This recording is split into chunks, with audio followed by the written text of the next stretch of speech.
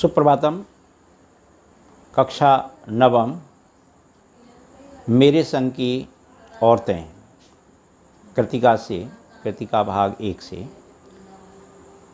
लेखिका मृदुला गर्ग। इस पाठ का सारांश। मेरे संग की औरतें आत्मकथात्मक निबंध है। इसमें सुप्रसिद्ध लेखिका मृदुला गर्ग ने अपने तथा अपने परिवारजनों के प्रेरक प्रसंगों का वर्णन किया है।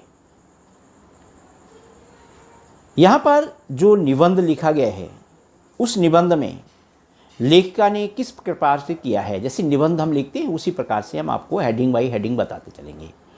तो लेखिका की स्वतंत्रता प्रिय नानी, यानी लेखिका की नानी लेखिका के जन्म से पहले ही मर गई थी, इसलिए लेखिका उनसे कहानियाँ नहीं सुन सकी। शायद इसी कारण लेखिका लोगों के लिए कहानियाँ लिखती है, परंतु उसकी नानी की कहानी भी रहस्यमयी है। वह जीवन भर अनपढ़ और परदासनी रही। उनकी शादी विलायती रंग में रंगे व्यक्ति से हुई। जब उसके पति कैम्ब्रिज विश्वविद्यालय से बैरिस्ट्री पढ़कर के आए और विलायती रहन सहन में रहने लगे, तब भी नानी अपने अनुसार ही जीवन जीती रही। उन्होंने पति की जीवन शैली का कभी विरोध नहीं किया, परंतु जब उन्हें अपनी मौत नज़दीक लगने लगी तो उन्होंने पति से कहकर प्रसिद्ध क्रांतिकारी प्यारेलाल शर्मा को अपने घर बुलवाया, इस इच्छा से कि घर के सब लोग हक्के बक्के रह गए।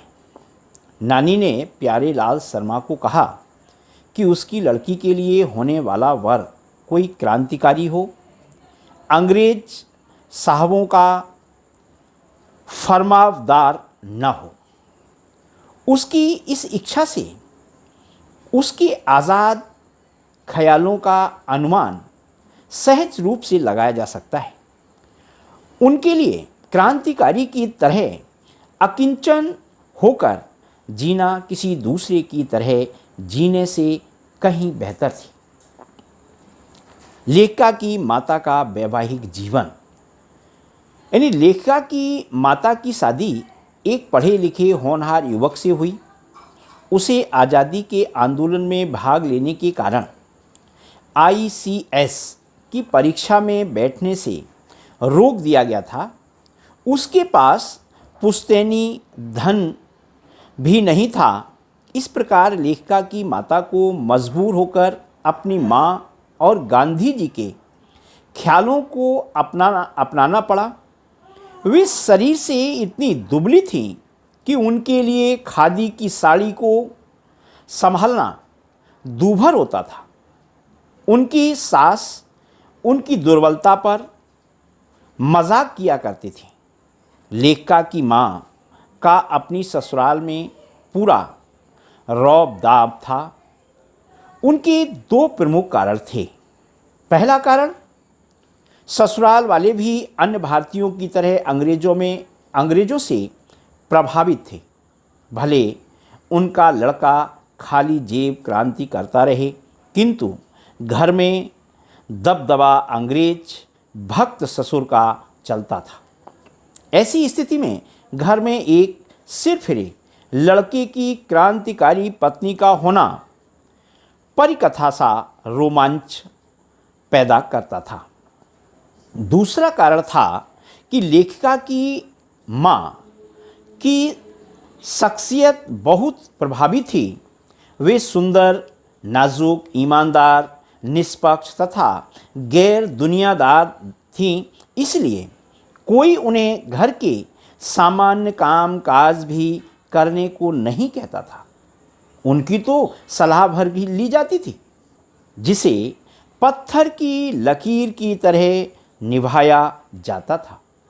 उनकी सास ही नहीं, जेठानियाँ और स्वयं पति भी उनकी घर गृहस्थी का काम खुद संभाल लेती थी। माँ का विशिष्ट व्यवहार। लेखिका की माँ में आज़ादी का जुनून बहुत था, किंतु वे उसे अपने ही आज़ाद ख्यालों में निभाती थीं। वे आम भारतीय माँ की तरह बिल्कुल नहीं थीं। उन्होंने ना तो कभी बच्चों को लाड़ प्यार किया, ना खाना पकाया, ना घर बार संभाला।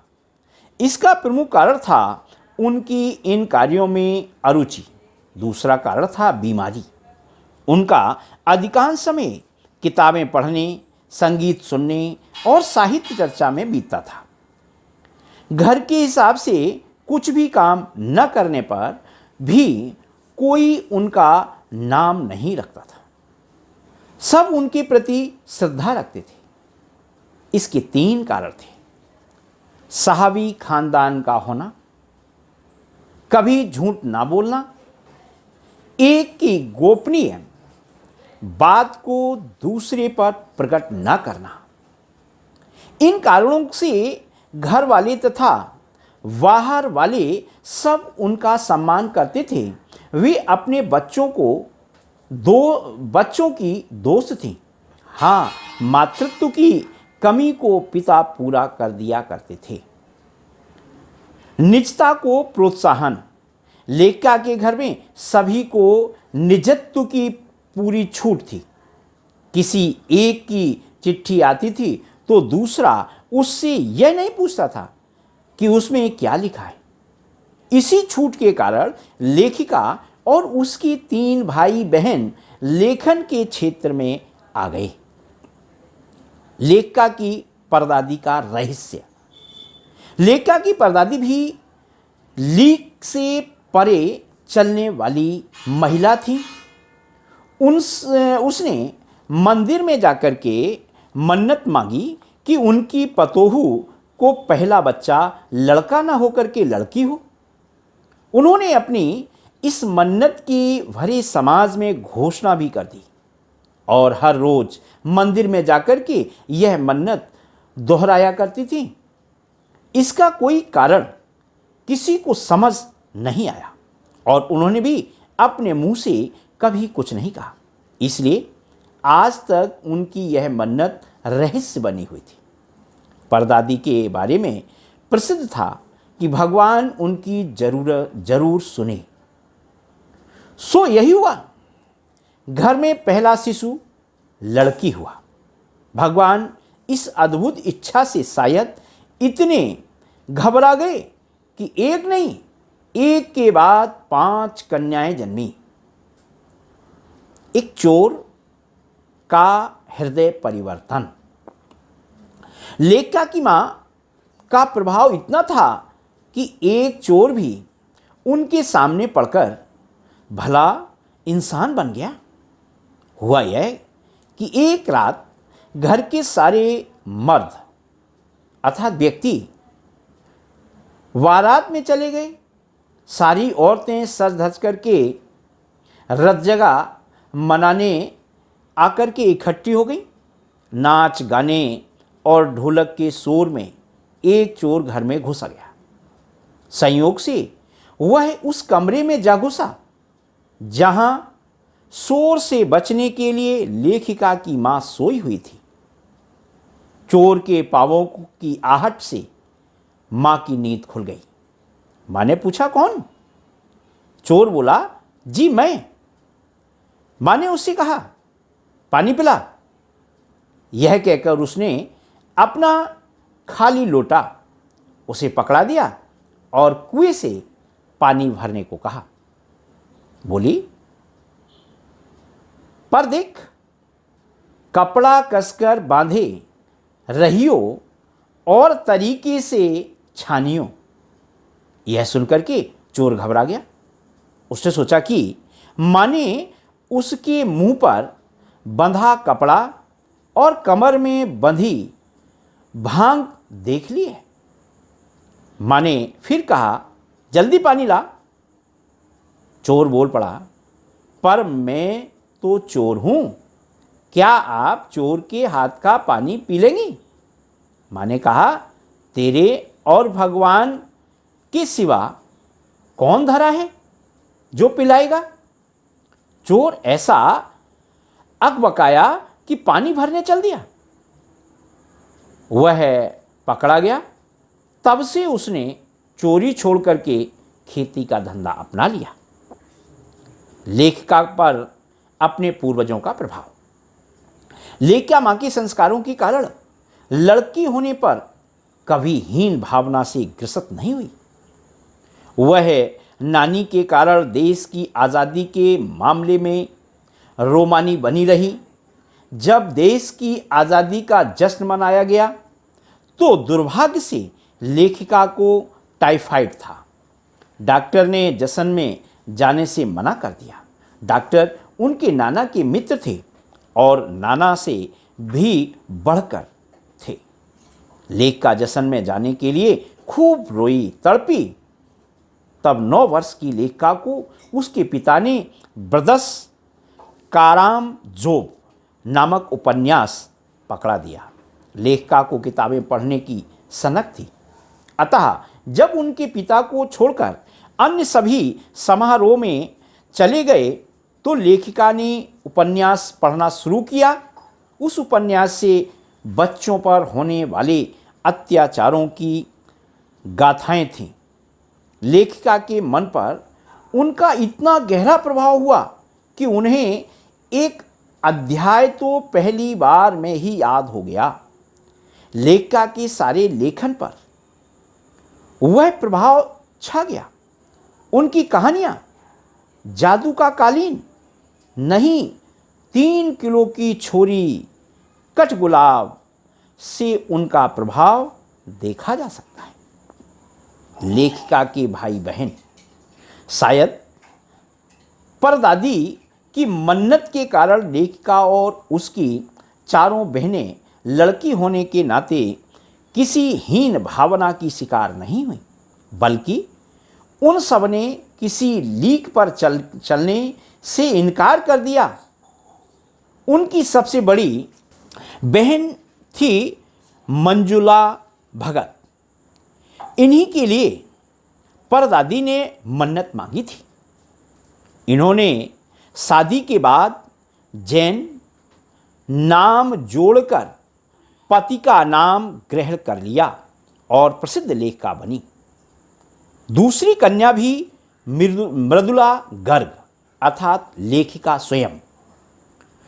इन्होंने भी शादी के बाद पति का नाम गर्ग अपने नाम से जोड़ दिया।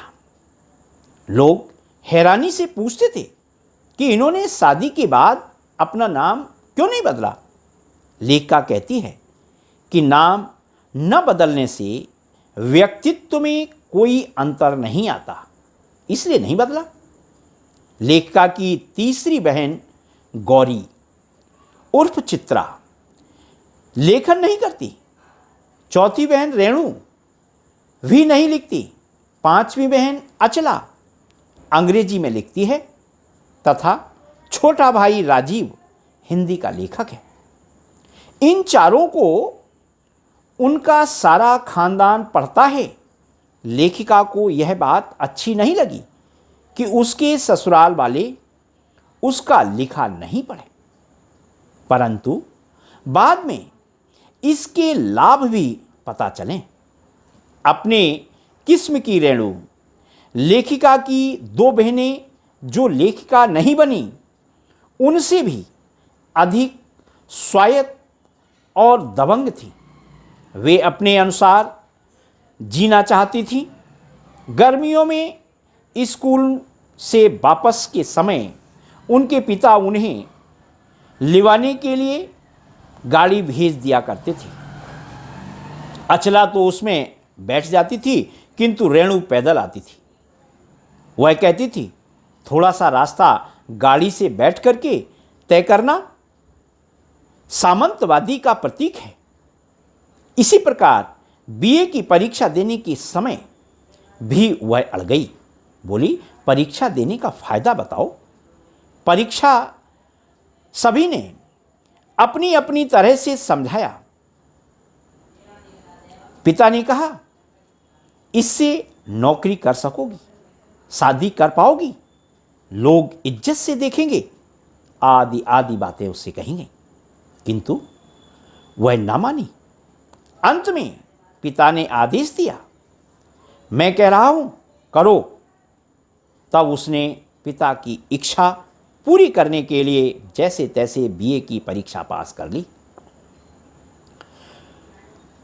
वह सच बोलने में मां से 2 कदम आगे है, इसलिए उसका सच सुनकर के लोग हंस पड़ते हैं। जब कोई कभी उसे इत्र भेंट करता है तो वह कहती है, नहीं चाहिए, मैं तो नहाती हूं।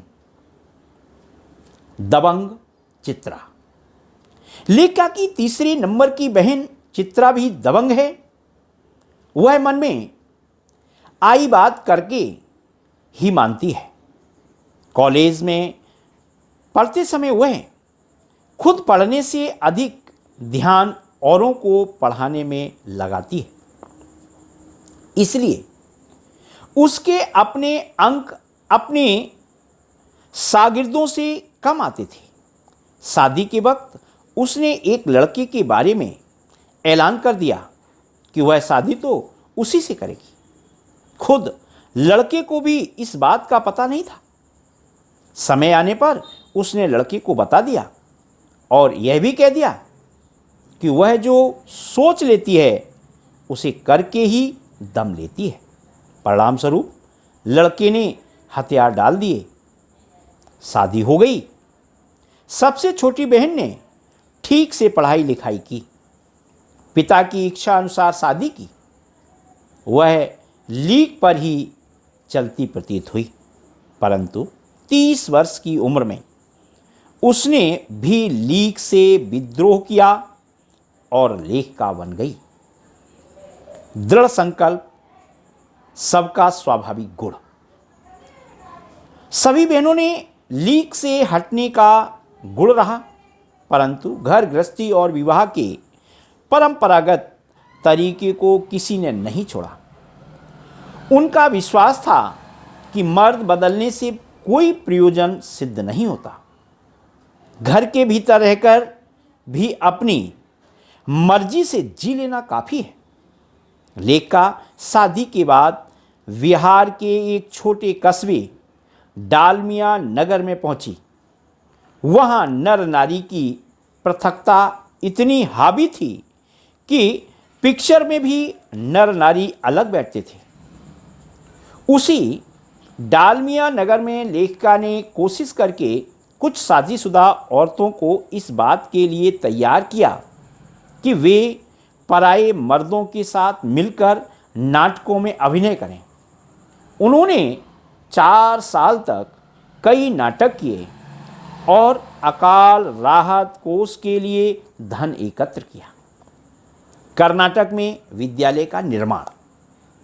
लेखिका कर्नाटक के एक छोटे से कस्बे वागलकोट में पहुंची। वहां कोई ढंग का विद्यालय नहीं था जहां वह अपने 2 बच्चों को पढ़ा सके। उसने पास के कैथोलिक बिशप से प्रार्थना की कि वह वहां के सीमेंट कारखाने की मदद से एक प्राइमरी स्कूल खोल दे। बिशप ने कहा, वहां क्रिश्चियन जनसंख्या कम है। लेखिका ने गैर क्रिश्चियन बच्चों को भी शिक्षा योग्य होने की दलील दी। बिशप ने कहा, आप यकीन दिलाएं कि वह स्कूल अगले 100 वर्षों तक चलता रहेगा। यह सुनकर के लेखिका गुस्सा खा गई। बिशप ने भी कहा, स्कूल खोलना आपकी समस्या है, मेरी नहीं। लेखिका ने संकल्प किया कि वह अंग्रेजी, हिंदी, कन्नड़ 3 भाषाएं सिखाने वाला स्कूल खोलकर रहेगी और कर्नाटक सरकार से मान्यता भी दिलाएगी। उसने कुछ सिर फिरे लोगों को सहायता से यह काम पूरा किया। उसके तथा अन्य सरकारी अफसरों के बच्चे उसी स्कूल में पढ़े। इस प्रकार लेखिका ने अपनी जिद को हर जगह पूरा किया, विशेषकर लेखन के मंच पर। अंत में लेखिका की जिद का किस्सा क्या था, ये भी आप सुनिए कि लेखिका की जिद रेणु की जिद के सामने कुछ भी नहीं है। सन 1950 की बात है कि एक दिन दिल्ली में एक साथ 9 इंच बारिश हुई। पूरा नगर पानी से लबालब भर गया। कोई वाहन ना निकला, यातायात ठप पड़ गया। स्वाभाविक था कि स्कूल भी बंद हो गए होंगे, किंतु रेणु ने स्कूल जाने की जिद ठान ली। उसे समझाया गया कि स्कूल बंद होगा, परंतु वह यही कहती, आपको कैसे पता। आखिरकार वह बस्ता उठाकर स्कूल गई। स्कूल का चौकीदार उसे देख करके दंग रह गया। घर आने पर सबने कहा, हमने पहले ही कहा था। इस पर रेणु बोली, स्कूल बंद था तो मैं वापस आ गई। इसमें आपका कहना कहां से आ गया। लेखिका को लगता है कि उस दिन रेणु के अकेले स्कूल जाने में कितना रोमांच हुआ होगा। सचमुच अकेलेपन का मज़ा ही कुछ और है। इस प्रकार से यह पाठ का सारांश है। इस सारांश को आप सुने, पाठ को घर पर पढ़ें। इसमें से जो प्रश्न आएंगे पाठ के बीच बीच में से, वो मैं PDF में अतिरिक्त प्रश्न भेजूंगा। उन प्रश्नों को आप जरूर पढ़ें, क्योंकि सारांश लंबा है, इसलिए केवल कहानी को ही सुने, प्रश्न मैं आपको बाद में भेज दूँगा।